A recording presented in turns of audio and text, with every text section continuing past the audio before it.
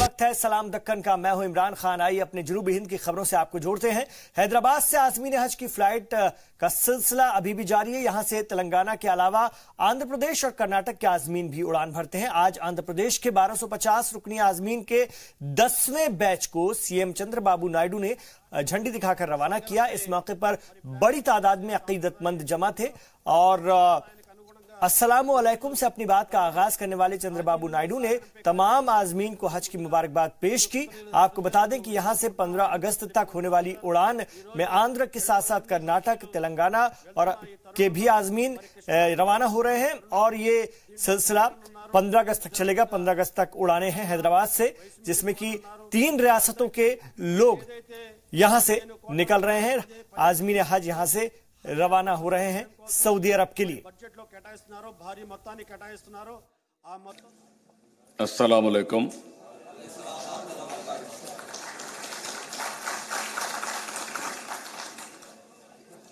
बड़े खुश नसीब है आप लोग, खुदा के मोहमास बस गए। अल्लाह आपको काबतुल्लाह की दीदार करने के लिए चुन लिया। आप सबको आज मुबारक हो।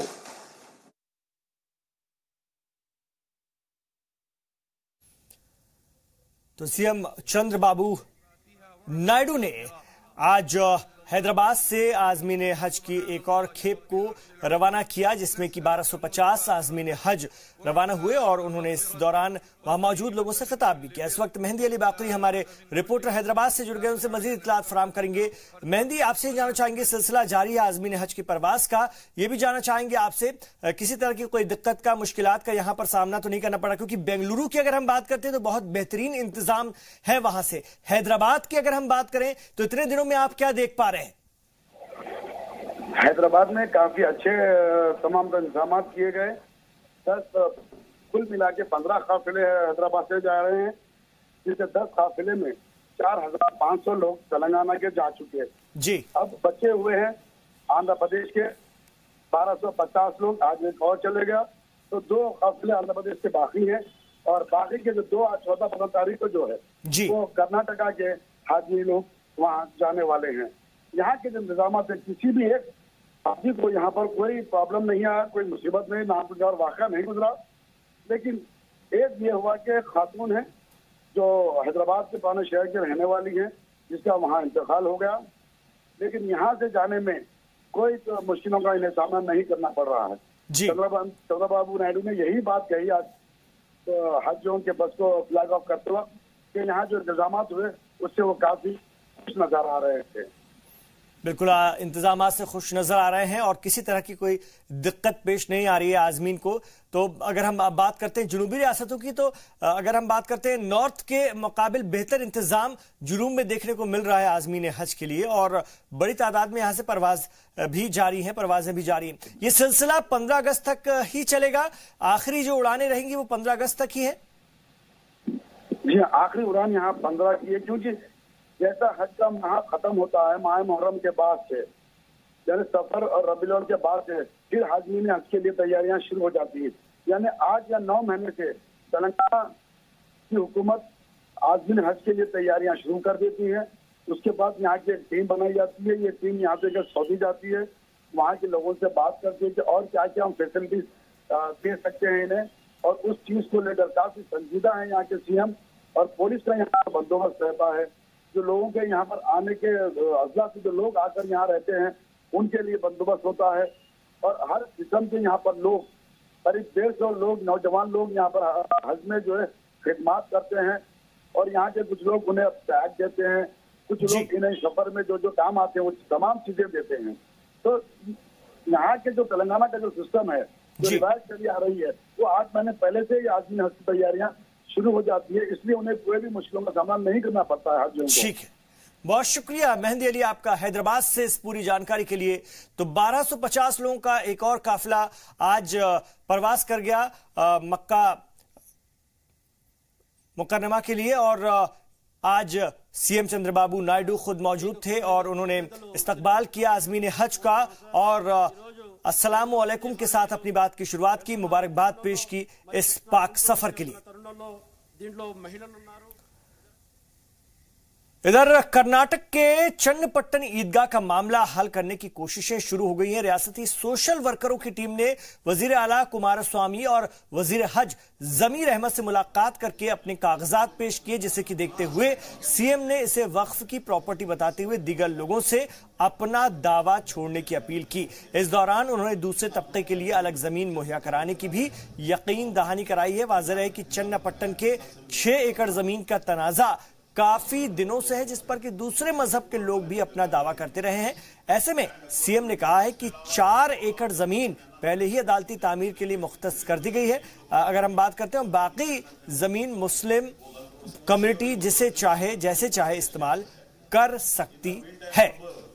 हमारे सीएम साहब ने दोनों की बात सुनने और दस्तावेजात की जांच करने के बाद ये बताया कि डॉक्यूमेंट के तहत ये जो 6 एकड़ 10 कुंटे जमीन है, ये जो है वक्फ की प्रॉपर्टी है। इसमें से 4 एकड़ जमीन जो है वो कोर्ट के लिए एक्वायर कर ली गई है। जो बकिया जमीन 2 एकड़ 10 कुंटे है, ये वक्फ की इमलाक है। तो ये इमलाक को किसी भी तरीके से कोई भी शख्स या कोई भी कम्युनिटी के लोग इसे इस्तेमाल नहीं कर सकते। इस पर सिर्फ मुसलमानों का हक है। ये कहते हुए सीएम साहब ने दूसरी कम्युनिटी के लोगों से गुजारिश की कि वो इस तनाज़े को यहाँ पर हल कर लें और इसके अवज़ उनकी संक्रांति की ईद वगैरह करने के लिए दूसरी जगह तकरीबन 10 एकड़ जमीन आपको गवर्नमेंट के थ्रू से दिलाई जाएगी। और बेंगलुरु से हमारे रिपोर्टर शाहिद काजी इस खबर पर हमारे साथ फोन लाइन पर हैं। आइए उनसे मजीद इत्तलात फराहम करेंगे। शाहिद, जितना इस खबर से बात समझ में आती है, जो फैसला हुआ है, जो तय हुआ है, उसके मुताबिक मुसलमानों को तो नुकसान ही हुआ है, क्योंकि जो इस दूसरे फरीक हैं इस पूरे मामले में, उनको ज्यादा जमीन का हिस्सा मिल गया है और जो दावा छोड़ने पर उन्हें मिला है। लेकिन अगर हम बात करते हैं तो मुसलमानों के लिए तो ये नुकसान का सौदा ही रहा। जी इमरान, देखिए 6 एकड़ 10 कुंटे की जो जमीन थी उसमें से 4 एकड़ जमीन जो है वो कोर्ट के लिए हुकूमत ने जो है अपने कब्जे में लिया है और मजीद 10 कुंटे की जमीन की उन्हें जरूरत है। इसी वजह से वो चाह रहे हैं कि 10 कुंटे की जमीन रास्ता बनाने के लिए कोर्ट जो है अपने तरफ लेना चाहती है। बचे हुए 2 कुंटे में जो है सीएम के साथ जब मीटिंग हुई, वजीर जो है जमीर अहमद खान वहाँ चन्नपट्टन के लोगों के साथ मिलकर जब वजीर आला से तबादला ख्याल किया तो उसमें वजीर आला ने कहा कि वक्फ की जमीन को कोई और ले नहीं सकता। इसी वजह से जो है दूसरी कम्युनिटी को, जो चूंकि वो मुस्लिम कम्युनिटी से इजाजत लें कि वो फेस्टिवल कभी कर देते, बहुत ज्यादा पुराना उनका रिवाज नहीं था, वो एक छोटा सा फेस्टिवल होता है उसमें वो इस्तेमाल कर देते। लेकिन वो मामले की नजाकत को समझते हुए उन्होंने जो है ये फैसला किया कि 10 एकड़ जमीन जो है उन्हें दे दिया जाए और 2 एकड़ जो जमीन बची हुई 2 एकड़ जमीन है वो ईदगाह को दिया जाए। लेकिन कहीं ना कहीं उसको देखा जाए तो 4 गुंठे की जो 4 एकड़ जो जमीन कब्जा की गई थी उसका मुआवजा इन्हें मिल चुका है। 1 करोड़ 17 लाख रुपए की जो रकम है वो एक्वायर करने के बाद जो है हुकूमत ने उसका मुआवजा दिया है। लेकिन इसके बावजूद जो सरकारी जो कीमत होती है वो बिल्कुल कम होती है, लेकिन आज की जो कीमत है वो बहुत ज्यादा है।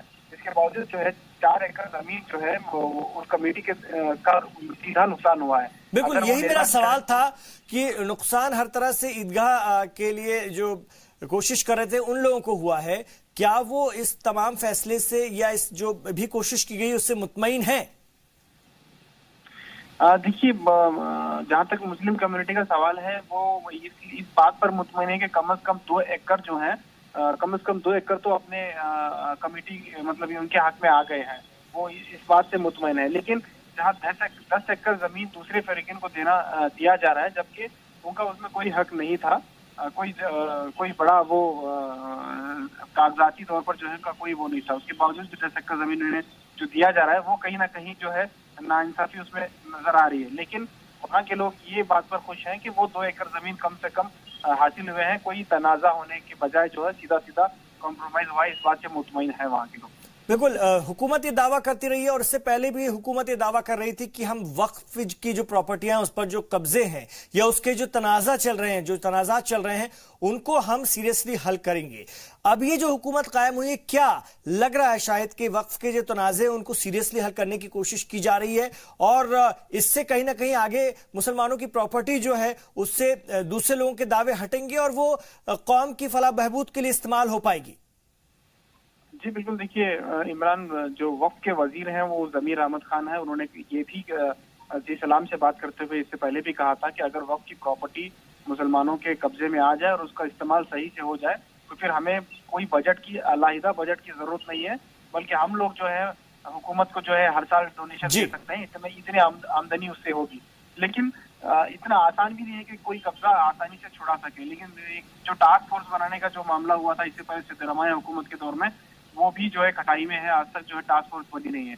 उसके बाद जो डिप्टी कमिश्नर को ये जिम्मेदारी दी गई थी कि इन प्रॉपर्टीज का जायजा लिया जाए और जहां जहां गैर कानूनी कब्जे हैं उस पर जो है कार्रवाई की जाए, लेकिन उस पर कोई कार्रवाई नहीं हो पा रही है। लेकिन अभी जो नए वजीर बने हैं ज़मीर अहमद खान, उनका कहना है कि वो खुद जो है इसमें पूरा वक्त लगाएंगे और प्रॉपर्टीज को छुड़ाने की पूरी कोशिश करेंगे। लेकिन अब देखना होगा कि वो कहां तक इसमें कितना कामयाब हो पाते हैं। ये बहुत अहम बात है। बहुत शुक्रिया आपका शाहिद काजी इस पूरी बातचीत के लिए बेंगलुरु से। बीजेपी के बाद अब कांग्रेस भी तिरंगा यात्रा निकाल रही है। हालांकि पार्टी ने इसमें भारत बचाओ लफ्ज जोड़ दिया है। हुबली में कांग्रेस कारकुनान ने तिरंगा यात्रा निकालते हुए लोगों से मुल्क और इसके आईन को बचाने की अपील की। इस दौरान कहा गया कि मोदी हुकूमत में मुल्क का आईन, स्ट्रक्चर और कल्चर खतरे में है, इसलिए उन्हें भारत बचाओ तिरंगा यात्रा निकालनी पड़ रही है। वाज़ेह है कि आम इंतखाबात 2014 से पहले बीजेपी भी तिरंगा यात्रा निकाल रही थी। हालांकि इस दौरान कई जगह मुल्क के परचम के साथ खिलवाड़ होते भी देखने के लिए मिला था।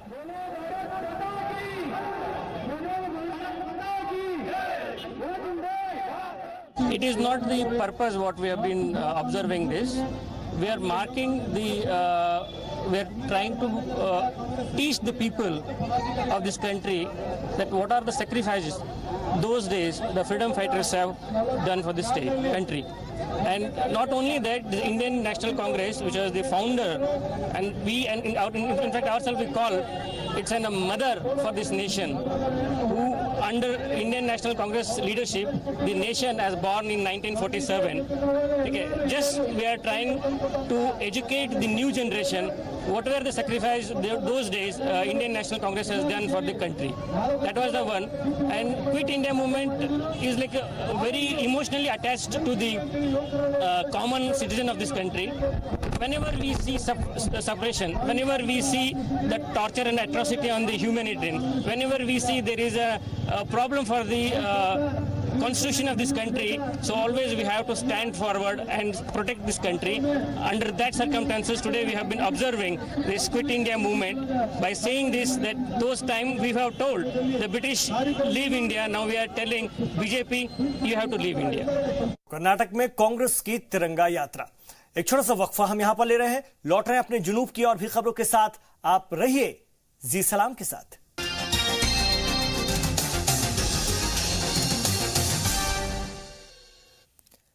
आप देख रहे हैं जी सलाम और इस वक्त हम पेश कर रहे हैं सलाम दक्कन। केरल में भारी बारिश की वजह से आए सैलाब और लैंडस्लाइड से वहां पर हालात मजीद खराब होते जा रहे हैं। गुज़िश्ता 48 घंटे में 26 से ज्यादा लोगों की मौत हो गई, जबकि कई लोग अभी लापता बताए जा रहे हैं। इस दौरान एनडीआरएफ की टीम ने कई लोगों की जान बचाई है। वहीं लैंडस्लाइड की वजह से 60 से ज्यादा लोग अभी भी फंसे हुए हैं, जिन्हें की निकालने की कोशिश जारी है। हालात को देखते हुए सीएम पी विजयन लगातार मीटिंग पर करके वज़रा को सैलाब मुतासिर इलाकों का दौरा करने की हिदायत दे रहे हैं और इस मौके पर उन्होंने कहा है कि फौज और एनडीआरएफ टीम को बुलाया गया है। हालात को देखते हुए नेहरू ट्रॉफी बोट रेस रद्द कर दी गई है। उधर कोच्चि एयरपोर्ट में भी पानी भर गया है, जिसकी वजह से जल्द ही इसे बंद किया जा सकता है। अगले नोटिफिकेशन तक एयरपोर्ट पर कोई फ्लाइट लैंड नहीं होगी। भारी बारिश की वजह से इडुक्की बांध में 19 से ज्यादा पानी भर गया है, जिसे बचाने के लिए 26 साल बाद इसके गेट खोले गए।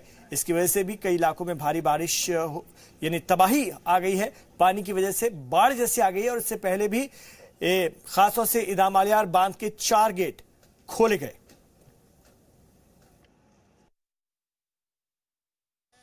Came here at Aluva guest house to preposition on the eve of release of water from Idamalera Dam. And we have DM equipments like NDRF boats, scuba sets to tackle any situations arising out of this releasing water. And we are here to respond as per the demands, as per the situation, incidents situation. Yes. Called on Chief Minister of Kerala, and I offered from our state 10 crore rupees for immediate relief. Then even I asked our Chief Minister, Kerala Chief Minister, any necessity of to send any doctors team. For that also I told Chief Minister, if it is necessary, I will send big team from Karnataka. और Delhi constitution club में Syed Mohammad as ठांगाल की याद में एक lecturer, एक खास तौर से लेक्चर का उन्वान किया गया, रिडिफाइनिंग नेशनलिज्म इन टुडेज इंडिया। इस खास तौर से इसका इनेकाद किया गया था। इस यादगारी लेक्चर का इनेकाद Kerala Muslim culture centre Delhi की जानिब से किया गया, जिसमें कि कांग्रेस लीडर के एंटनी और शशि थरूर समेत कई लोग और शामिल हुए। और सभी मेहमानों ने सैयद मोहम्मद अली ठांगाल को खराज अकीदत पेश करते हुए मुल्क के लिए उनकी खिदमात पर रोशनी डाली।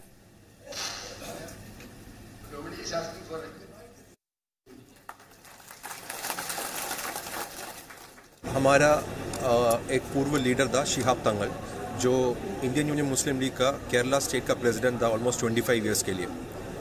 यह बहुत मशहूर था उधर, वो जो कॉन्स्टिट्यूशनल वैल्यूज़ वगैरह तो पूरा सब्सक्राइब करने के लिए, जिसमें वो कम्युनल एमिटी वगैरह केरला में तो कोई प्रॉब्लम नहीं था इनके वजह से। तो उनका मेमोरी में तो आज लेक्चर हो रहे हैं। और हम इसलिए ये टॉपिक चुना गया है कि अभी नेशनलिज्म को वेरियस मीनिंग्स अभी आ गया है। जैसे आपने बताया, इंडिया में काफ़ी जगह पे नेशनल कौन है, एंटी नेशनल कौन है, उसका डेफिनेशन क्या होता है, किस तरह से लोग उनको तो ले रहे, वो सब अभी चर्चा में है। तो इसलिए हम सोचा शिहाब तंगल के कमोमरेशन में, शिहाब तंगल जैसे आदमी था वो ट्रू नेशनलिस्ट था, मगर अभी इस ईरा में पता नहीं होगा कि नेशनलिज्म का डेफिनेशन अभी वाइडन हो गया, नैरो हो गया, रिस्ट्रिक्टेड हो गया, क्या हो गया। तमिलनाडु के साबिक सीएम एम करुणानिधि की मौत के बाद पहली बार डीएमके लीडरान की मीटिंग बुलाई गई, जिसमें कि पार्टी के कारगुजार सदर स्टालिन के अलावा सभी अहम लीडरान शामिल हुए। इस दौरान लीडरान के साथ बदले हुए सियासी हालात पर तबादला ख्याल किया गया। करुणानिधि की मौत के बाद स्टालिन को पार्टी सदर की जिम्मेदारी देने पर गौर हुआ कि नहीं, ये तो साफ नहीं हो पाया, लेकिन फिलहाल पार्टी का ये पहला मौका था। वाज़ेह है कि आम इंतखाबात 2019 और असेंबली इंतखाबात को देखते हुए पार्टी इस मामले पर जल्द फैसला ले सकती है, क्योंकि एआईए डीएमके में अंदरूनी तनाजा और रजनीकांत, कमल हसन जैसे दिग्गजों के मैदान में आने के बाद रियासत की सियासी फिजा काफी गर्म हो गई है। ऐसे में डीएमके बहुत जल्द अपने सदर का नाम ऐलान कर सकती है। याद रहे कि लंबे वक्त से बीमार चल रहे डीएमके सदर की मौत के बाद कारकुनान में गम का माहौल है। आज भी जगह जगह उनकी याद में तकरीबात का इनेकाद हो रहा है।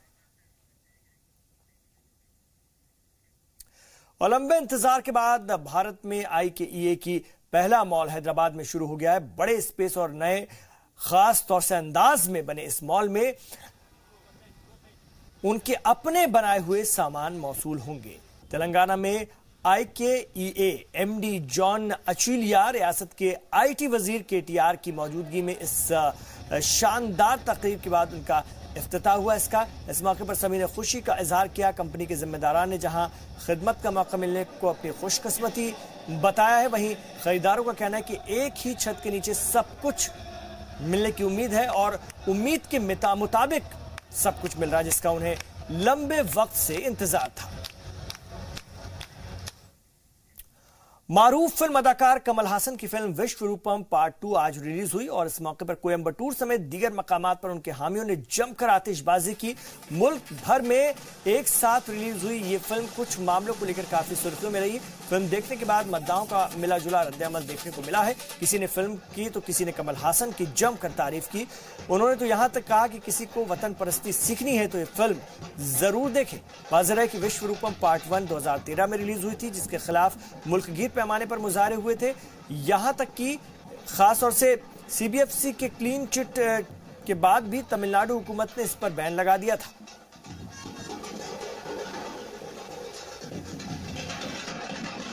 It's a very good movie. It clarifies the difference between Hindus and Muslims. Nowadays, we can see the politicians who are dividing the Hindus and Muslims. This movie is very great to unite the Hindus and Muslims. Very good movie to watch. Kamal Hassan's role. Yeah. Kamal Hassan's role. Kamal Hassan's role is very good. He's a Muslim. He's acting like a Muslim in the movie. He has done the very good acting. Okay, do you have any message to the people who did? United, we Hindus and Muslims. Okay. Let us not fight. Message, right? So, we have a powerful message. Yeah, we have a powerful message by watching this movie. And please watch the movie. The movie is best movie, the Indian movie, and the Okkar Indian చూడాల్సిన movie. I like it. Movies. Kamal Hassan is a real hero. Yes, as a Indian real hero. It's a movie, English movie. The movie. Telugu Tamil is not Telugu Tamil. It's a real English movie. Okay, so your expectations have reached 5 points, 3 points easy, 3.5 points. అంతే cinema నచ్చలేదు అంత average. Kamal Hassan की acting. ఆయన acting super. Super है. Heroines सూपर. अच्छा, story message कैसा था? समझ में आया मुझे. समझ में नहीं आया. समझ में आया? कुछ भी नहीं समझ में. अच्छा, तो नींद आया मेरे को. सीरियसली इतनी बोरिंग लगी? पूरा समझ में नहीं आया. ये कमल हसन का पिक्चर विश्वरूप है ना, वो कमल हसन का एक्टिंग बहुत अच्छा है और पिक्चर भी अच्छा ही है, देखना पड़ेगा थोड़ा, पब्लिक भी देखो तो अच्छा रहेगा.